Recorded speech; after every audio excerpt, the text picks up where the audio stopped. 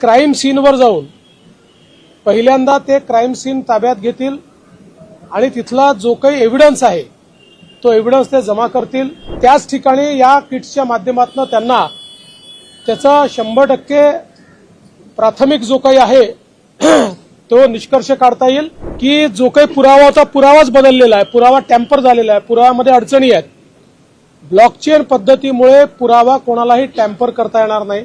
Sir, mobile forensic व्हॅनचा देशामध्ये केंद्र सरकारने नवीन जो भारतीय साक्ष अधिनियम कायदा लागू केलेला आहे, या कायद्याने साक्ष जमा करणे, त्या संदर्भातली योग्य प्रकारची व्यवस्था करणे, त्याचं स्टोरेज करणे, याचे काही नवीन नियम सुरू केलेले आहेत। त्या नियमाच्या अंतर्गत महाराष्ट्र हे पहिलं राज्य आहे की ज्या राज्याने त्याला अनुकूल अशा प्रकारच्या मोबाईल फॉरेन्सिक व्हॅन्स तयार केलेल्या आहेत। या प्रत्येक मोबाईल फॉरेन्सिक व्हॅनमध्ये वेगवेगळ्या प्रकारचं साहित्य त्या ठिकाणी असणार आहे। याच्यामध्ये एक सायंटिफिक अॅनालिस्ट आणि एक केमिकल अॅनालिस्ट ज्यांना फॉरेन्सिक एक्सपर्टचा दर्जा आहे, त्यांचं सर्टिफिकेशन झालेलं आहे, ते उपस्थित असणार आहे। आणि क्राईम सीनवर जाऊन पहिल्यांदा ते क्राईम सीन ताब्यात घेतील आणि तिथला जो काही एव्हिडन्स आहे तो एव्हिडन्स ते जमा करतील। याच्यामध्ये ब्लड सॅम्पल असेल, नार्कोटिक्सचं सॅम्पल असेल, एखाद्या स्फोटाचं सॅम्पल असेल किंवा वेगवेगळ्या प्रकारचे जे काही एव्हिडन्स असतील, या प्रत्येकाचं जागेवर टेस्टिंग करण्याची किट आहे।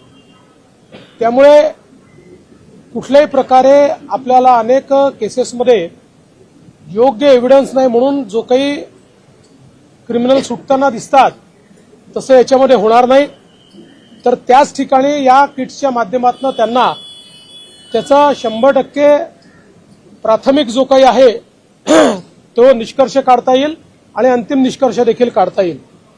यासोबत हे जे काही वेगवेगळे इक्विपमेंट आहेत, यातनं जे काही एव्हिडन्सेस जमा होतील, हे एव्हिडन्सेस कशा प्रकारचे स्टोअर करायचे, त्याकरता ब्लॉकचेनची पद्धती तयार केलेली आहे। ब्लॉकचेन पद्धतीमुळे अनेक वेळा आपण पाहतो की कोर्टामध्ये अनेक दिवस केस चालते आणि मग कधीतरी तो आरोपी सुटतो आणि लक्षात येतं की जो काही पुरावा होता पुरावाच बदललेला आहे, पुरावा टॅम्पर झालेला आहे, पुराव्यामध्ये अडचणी आहेत। ब्लॉकचेन पद्धतीमुळे पुरावा कोणालाही टॅम्पर करता येणार नाही। त्यामुळे अतिशय सबळ आणि सायंटिफिक पुरावा हा आपल्याकडे या ठिकाणी राहील। या सगळ्या व्हॅन्समध्ये सीसीटीव्ही पण आहे आणि फ्रीज पण आहे, जेणेकरून ज्या टेम्परेचरवर पुरावा किंवा इक्विपमेंट्स किंवा अॅनालिसिस करण्याचे केमिकल्स ठेवायचे आहेत ते मेंटेन करता येतील आणि सगळं योग्य प्रकारे सील होत आहे की नाही हे त्या कॅमेऱ्यातनं आपल्याला पाहायला मिळेल। म्हणून कुठेही एखाद्या आरोपी करता वावच उरणार नाही। एखाद्या रेपच्या केसमध्ये सिमेंट कलेक्शन असेल, ब्लड कलेक्शन असेल किंवा एखादं डीएनए करता सायंटिफिक कलेक्शन असेल, असं कुठलंही कलेक्शन आता या माध्यमातून करता येईल।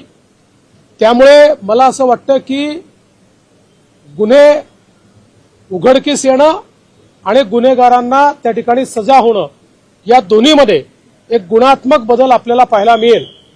जवळपास 256 व्हॅन्स आम्ही तयार करणार आहोत। 21 व्हॅन्स आता मी रोल आउट केलेले आहेत।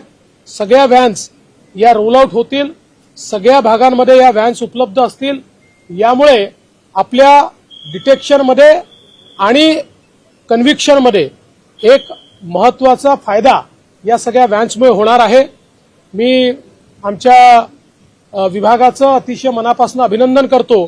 फॉरेन्सिकचे आमचे डीजी या ठिकाणी आहेत, फॉरेन्सिक विभागाचे आमचे सर्व अधिकारी या ठिकाणी आहेत।